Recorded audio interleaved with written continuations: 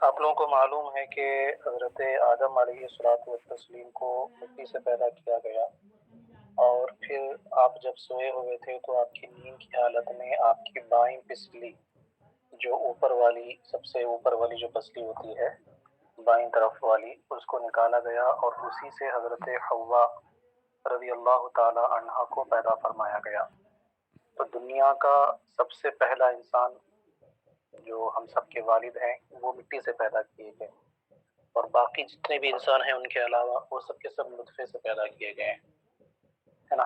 لیکن چونکہ سب سے پہلے انسان مٹی سے پیدا کیے گئے تو اسی بنیاد پر کہا جاتا ہے کہ انسان کو مٹی سے پیدا کیا گیا۔ لوگ یہ سمجھتے ہیں کہ ہر انسان مٹی سے پیدا کیا گیا، جبکہ ہر انسان مٹی سے نہیں پیدا کیا گیا، صرف حضرت آدم علیہ السلام مٹی سے پیدا کیے گئے۔ پھر اسی طرح سے دنیا کی جو سب سے پہلی عورت تھی وہ تھی حضرت حوا رضی اللہ تعالیٰ عنہ، جن کو پسلی سے پیدا کیا گیا، پسلی کی ہڈی سے۔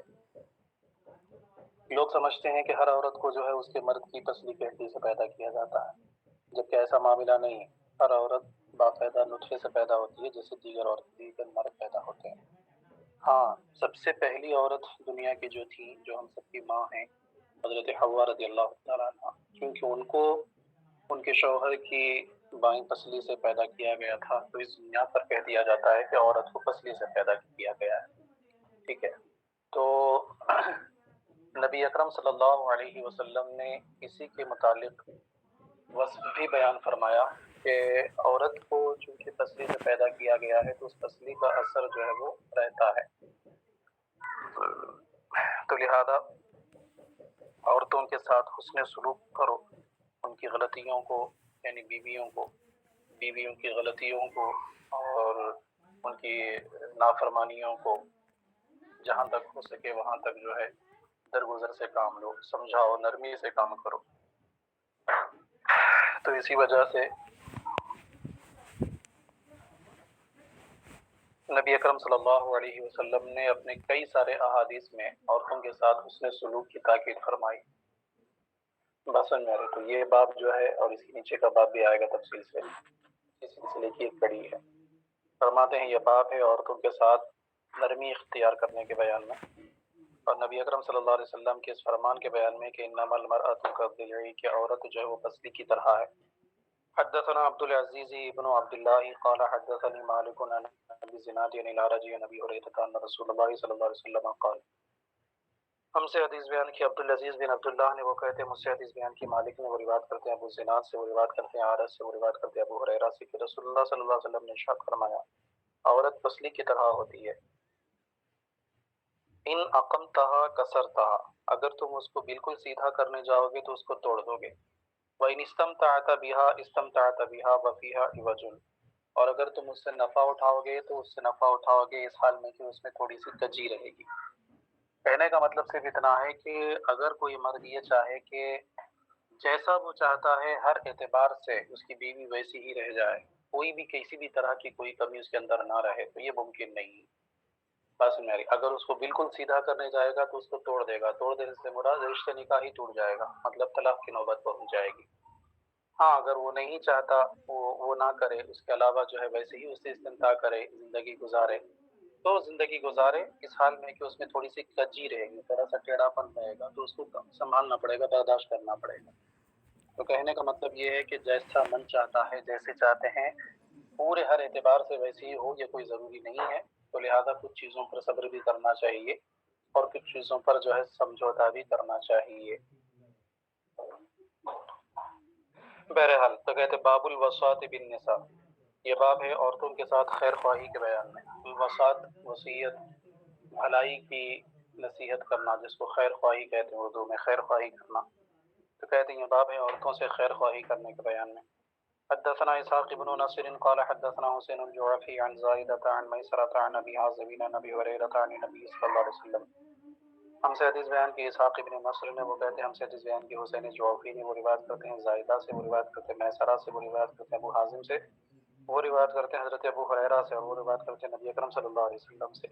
سرکار اقدس صلی اللہ علیہ وسلم نے ارشاد فرمایا کہ من کان یؤمن باللہ والیوم الآخر، جو کوئی اللہ اور یوم آخرت پر ایمان رکھتا ہے، فلا یؤذی جارہ، تو وہ اپنے پڑوسی کو ہرگز اذیت نہ دے۔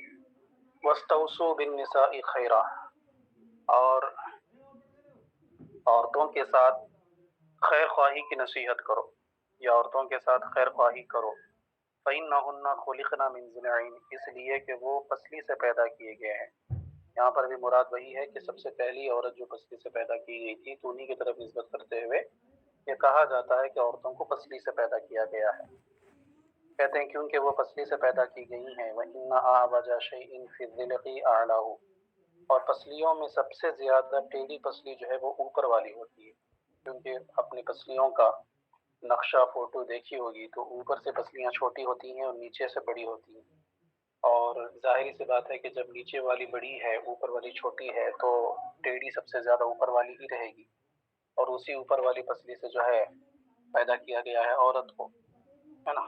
तो कहते हैं कि और पसलियों में सबसे टेढ़ी पसली जो है वो ऊपर वाली पसली होती है जिससे औरत को पैदा किया गया है। फ़इन ज़हबता तुक़ीमुहु, तो बस अगर तुम उसको दुरुस्त करने के लिए जाओगे, कसरतहु, तो तुम उसको तोड़ दोगे, यानी उसको बिल्कुल सीधा करना जाओगे तो टूट जाएगी वो। वइन तरकतहु लम यज़ल अअवज, और अगर तुम उसको छोड़ देते हो तो वो वैसे ही टेढ़ी रहेगी। तो कहने का मतलब क्या है कि जो तुम बातें बताओगे, जो तुम समझाओगे, जो तुम ताकीद करोगे, हर वक्त तुम्हारी हर बात की वो बात मान ले और उस पर अमल करे, ये कोई ज़रूरी नहीं होता है, क्योंकि उनकी फितरत ही में होता है कि कुछ चीज़ें उनसे छूट जाती हैं। लिहाजा फस्तौसू बिन्निसाई खैरा, तो तुम औरतों के साथ भलाई का मामला करो, खैर ख्वाही का मामला करो, उनके साथ ज़्यादा सख्ती ना करो। बस समझ में आ गया बेटा। हद्दथना अबू नुअय्म क़ाल हद्दथना सुफ़यान अन अब्दुल्लाह इब्न दीनार अन इब्न उमर क़ाल कुन्ना नत्तक़िल कलामा वल इंबिसाता इला निसाइना। हमसे हदीस बयान की अबू नुअय्म ने, वो कहते हैं हमसे हदीस बयान की सुफ़ियान ने, वो रिवायत करते हैं अब्दुल्लाह इब्न दीनार से, वो रिवायत करते हैं हज़रत अब्दुल्लाह इब्न उमर से। वो फरमाते हैं कि कुन्ना नत्तक़िल कलाम, हम बातचीत करने से डरते थे। वल इंबिसात, इंबिसात का माना होता है खुल जाना, फैल जाना। कहते हैं और हम खुल जाने से डरा करते थे, बचा करते थे, इला निसाइना, हमारी औरतों के साथ, अला अहदिन नबी सल्लल्लाहु अलैहि वसल्लम, नबी अकरम सल्लल्लाहु अलैहि वसल्लम के ज़माने में, यानी नबी अकरम सल्लल्लाहु अलैहि वसल्लम के ज़माने में हम औरतों से ज़्यादा बातचीत करने और एकदम खुल करके उनके साथ रहने से जो है बचा करते थे, परहेज़ किया करते थे। क्यों? है बता अय्यनज़िला फ़ीना शैउन, कहते इस बात से खौफ करते हुए कि कहीं उनके सिलसिले में फिर से हमारे ऊपर कोई हुक्म तारी ना हो जाए, नाजिल ना हो जाए। बात समझ में आ रही है? मतलब ये है कि औरतों की कमज़ोरी की वजह से, औरतों की नाक़िस अक़ल की वजह से उनके साथ बहुत सारी नरमियाँ बरती गई, बहुत सारी शरीयत में आसानियाँ पैदा की गई। तो सहाबा इकराम फरमाते हैं कि हम औरतों से इसी वजह से ज़्यादा खुल कर के बातचीत नहीं करते थे कि कहीं कुछ मामला ना हो जाए और फिर उसकी वजह से कहीं फिर उससे कोई हुक्म ना आ जाए, है ना। तो इस खौफ से जो है हम ज़्यादा गुफ्तगू नहीं करते थे, ज़्यादा खुल करके बातचीत नहीं करते थे। कहते फलम्मा तुवफ़िय नबी सल्लल्लाहु अलैहि वसल्लम तकल्लमना वंबसतना, इंबिसात का माना जो पीछे गुजरा वही है, खुल जाना। कहते हैं बस जब नबी अकरम सल्लल्लाहु अलैहि वसल्लम की वफ़ात हो गई और वही का सिलसिला मुनक़ता हो गया और ये बात तय हो गई कि अब कोई नया हुक्म नहीं आएगा, तो कहते हैं तकल्लमना, तो हम औरतों से बातचीत करने लगे, वंबसतना, और खुलने लगे। मतलब ये कि खुल करके जो है उस वक्त हम बातचीत करने लगे, है ना। कहने का मतलब ये था कि सिर्फ इस बात का हमें खौफ था कि कहीं फिर से कोई हुक्म हमारे ऊपर औरतों के ताल्लुक से ना आ जाए, इस वजह से हम परहेज किया करते थे। फिर जब वही का सिलसिला मुनक़ता हो गया तो फिर हम खुल करके जो है बातचीत करने लगे। तो बहरहाल कहने का मतलब इससे अंदाज़ा होता है कि सहाबा किराम भी औरतों के साथ काफ़ी एहतियात के साथ मामलात करते थे। अब लाज़िमी तौर पर अब ये जो 2-3 बाब गुज़रे हैं, ये 2 बाब जो गुज़रे हैं, इसमें ये है कि औरतों के साथ हुस्न सलूक करो, औरतों के साथ नरमी करो, उनके साथ सख्ती ना करो। तो अब लाज़िमी तौर पर इसके साथ एक और बाब की भी ज़रूरत थी। उसका मतलब ये नहीं कि भई औरतों के साथ नरमी करने का मतलब औरत जो करे, औरतें जो है इन अबवाब को पढ़ कर के कहें कि औरतों को तो हर चीज़ का इख्तियार दिया गया है, तुम कुछ भी सख्ती नहीं कर सकते हैं, इस तरह से ना करें। बात समझ में आ रही है? बल्कि फरमाते हैं कि अगर शरीयत के खिलाफ वर्जी करती है औरत, तो ऐसी सूरत में उस औरत की जिम्मेदारी तुम्हारे ऊपर आयद होती है। अगर तुम उसको दूर ना कर सके और उस अपनी बीवी की कमियों को, अपनी बीवियों के गुनाहों को तुम रोक ना सके, तो फिर तुमसे भी पूछताछ होगी क़यामत के दिन। تو نرمی کرنے اور خیر خواہی کرنے کا مطلب یہ نہیں ہے کہ شرعی معاملات میں بھی اس کو دخل نہ دیں۔ وہ چیزیں جو عورت کے اوپر کرنا لازم اور ضروری نہیں ہے ان کو لازم نہ کریں، ٹھیک ہے کرتے ہیں تو ٹھیک ہے، نہیں تو کوئی بات نہیں، کبھی کبھی کر دے کبھی نہ کرے کوئی بات نہیں، لیکن جو چیزیں کرنا لازم ہے جیسے کہ نمازوں کی پابندی کرنا، پردے کی پابندی کرنا، حقوق کی ادائیگی کرنا، ان میں اگر کمی کرتی ہے تو پھر مرد کو بھرپور اختیار ہے کہ وہ ان کمیوں کو پورا کرنے کی کوشش کرے۔ کیسے پورا کرنے کی کوشش کرے تو اس کا تذکرہ دوسرے پارے میں جو ہے بیان کیا گیا ہے نا، دوسرے پارے میں یا غالباً سورہ نساء میں بھی بیان کیا گیا ہے، واللاتی تخافون نشوزہن فعظوہن واہجروہن فی المضاجع واضربوہن، ہے نا، مارنا، ڈانٹنا، نصیحت کرنا، بستر الگ کر دینا۔ پھر اگر یہ بھی نہ ہو تو پھر ان کے خاندان کے کچھ لوگوں کو بلانا، ہمارے خاندان کے کچھ لوگوں کو بلانا، دونوں کو بٹھا کر کے فیصلہ کرنا، سمجھانا، پھر اس سے بھی معاملہ طے نہ ہو، حل نہ ہو تو پھر آگے چل کر کے طلاق کا معاملہ جو ہے بیان کیا گیا ہے۔ بہرحال فرماتے ہیں کہ بابو قولہ قو انفسکم و اہلیکم نارا۔ ہاں بیٹا، حیبت سے ایک بار ترجمہ کیجیے۔ حیبتا ان ینزل فینا شیئن، یعنی یہ جو ہم بات چیت کرنے میں پرہیز کرتے تھے، عورتوں سے کھل کر کے بات چیت کرنے میں جو پرہیز کرتے تھے اس کی وجہ کیا ہے؟ مفعول لہو بیان فرماتے ہیں، حیبتا اس بات سے حیبت کرتے ہوئے کہ ان ینزل فینا شیئن، کہ ہم میں کوئی شے نازل ہو جائے گی، مطلب قرآن پاک میں سے کچھ حکم نازل ہو جائے گا ان کے متعلق کہ تم ایسا نہ کرو ایسا نہ کرو بول کر کے، ہے نا۔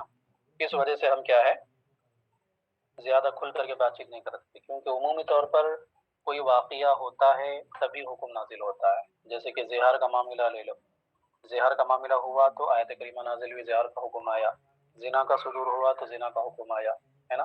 تو عموماً ایسے ہی ہوتا ہے، کوئی واقعہ سرزد ہوتا ہے تو پھر اس واقعے کے بعد جو ہے حکم نازل ہوتا ہے۔ تو صحابہ کرام کے کرنے کا مطلب یہی تھا کہ ہم بہت ہی احتیاط کے ساتھ عورتوں سے بات چیت کرتے تھے کہ کہیں ایسا نہ ہو کہ جو جذبات میں آ کر کے کوئی واقعہ ہو جائے اور پھر اس کے متعلق کوئی حکم نازل ہو جائے تو قیامت تک کے لوگوں کے لیے وہ حکم رہ جائے گا۔ سمجھ گئیں؟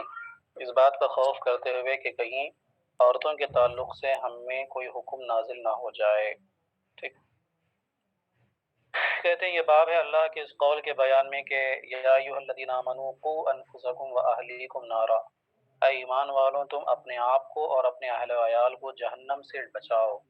وقایقی وقایتن سے بچانا کے معنی میں، وہ جو ہے جمع کا صیغہ ہے، تم بچاؤ، اپنے آپ کو بھی جہنم سے بچاؤ اور اپنے اہل و عیال کو بھی جہنم سے بچاؤ۔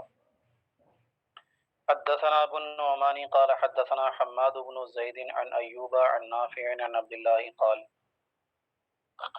ہم سے حدیث بیان کی ابو النعمان نے، وہ کہتے ہیں ہم سے حدیث بیان کی حماد بن زید نے، وہ روایت کرتے ہیں ایوب سے، وہ روایت کرتے ہیں نافع سے، وہ روایت کرتے ہیں عبداللہ سے، وہ کہتے ہیں کہ نبی اکرم صلی اللہ علیہ وسلم نے ارشاد فرمایا کہ کلکم راع وکلکم مسئول، تم میں کا ہر کوئی ذمہ دار ہے، نگہبان ہے۔ راع، یہ راع کا معنی ہوتا ہے چرانا، راعی کا معنی چرواہا، چرواہا کہہ کر کے ذمہ دار کو مراد دیا جاتا ہے بیٹا، کیونکہ جو چرواہا ہوتا ہے اسی کے تحت اس کے جتنے بھی بکریاں ہیں ان کی پوچھ تاچھ ہوتی ہے۔ کوئی بکری غائب ہوتی ہے تو لوگ بکری سے نہیں پوچھیں گے، اس کی چرواہے سے پوچھیں گے۔ تو راعی کا معنی ذمہ دار اور نگہبان۔ کہتے ہیں کہ تم میں کا ہر کوئی ایک ذمہ دار ہے، ہر کوئی ایک نگہبان ہے، وَمَسْئُولٌ وَكُلُّكُمْ مَسْئُولٌ، اور تم میں سے ہر ایک مسئول ہے، مطلب اس سے سوال کیا جائے گا۔ کس کے متعلق سوال کیا جائے گا؟ تو دیگر روایتوں میں عن رعیتہ کا لفظ آیا ہوا ہے، یعنی ایک سوال کیا جائے گا۔ پھر آگے سرکار وضاحت فرماتے ہیں فَالْإِمَامُ رَاعٍ وَهُوَ مَسْئُولٌ، بس جو امام ہے وہ بھی ذمہ دار ہے، نگہبان ہے، اور وہ بھی مسئول ہوگا، اس سے اس کی رعایا کے متعلق، اس کے مقتدیوں کے متعلق پوچھا جائے گا۔ وَالرَّجُلُ رَاعٍ عَلَىٰ أَهْلِهِ، آدمی اپنے گھر والوں پر نگہبان ہے، ذمہ دار ہے، وَهُوَ مَسْئُولٌ، اور وہ بھی کیا ہے پوچھا جائے گا اس سے بھی۔ اگر عورت کوئی غلط کام کرتی ہے، گناہ کا کام کرتی ہے، بچے گناہ کا کام کرتے ہیں، مرد نہیں روک رہا ہے، والد اور اس کا شوہر نہیں روک رہا ہے، تو ان سے پوچھ تاچھ ہوگی۔ وَالْمَرْأَةُ رَاعِيَةٌ عَلَىٰ بَيْتِ زَوْجِهَا وَهِيَ مَسْئُولَةٌ، اسی طرح سے عورت بھی جو ہے اپنے شوہر کے گھر کی ذمہ دار اور نگہبان ہے، اور وہ اس سے پوچھا جائے گا۔ شوہر کا مال، اس کا حفاظت کرنا، شوہر کے مال کی حفاظت کرنا، شوہر کے گھر میں ہر اس شخص کو آنے سے روکنا، منع کرنا جس کا آنا شوہر کو پسند نہ ہو، یہ سب عورت کے ذمہ لازم ہے۔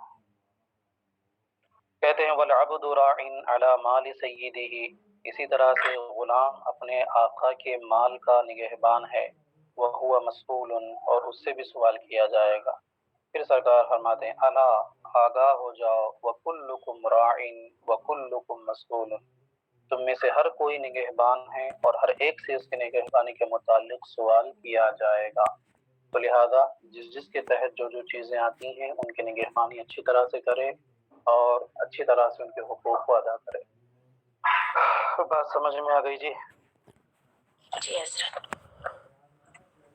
چلیے خیر، بس رہنے دیجیے۔ یہاں سے جو باب ہے بیٹا، یہ جو حدیث پاک ہے، یہ حدیث ابو ذر کے نام سے مشہور ہے اور بہت ہی ادبی شاہکار ہے یہ حدیث پاک۔ آپ کو ایسا لگے گا جیسے کوئی ادب کی کتاب پڑھ رہے ہیں، تو ذرا پابندی سے حاضر رہیے۔ یہ حدیث آگے والی جو آنے والی ہے اس میں کوئی بھی بچے غیر حاضر نہ رہے، ورنہ سمجھ نہیں پائیں گے، تو بہت باریکیاں ہیں اس میں، ٹھیک ہے؟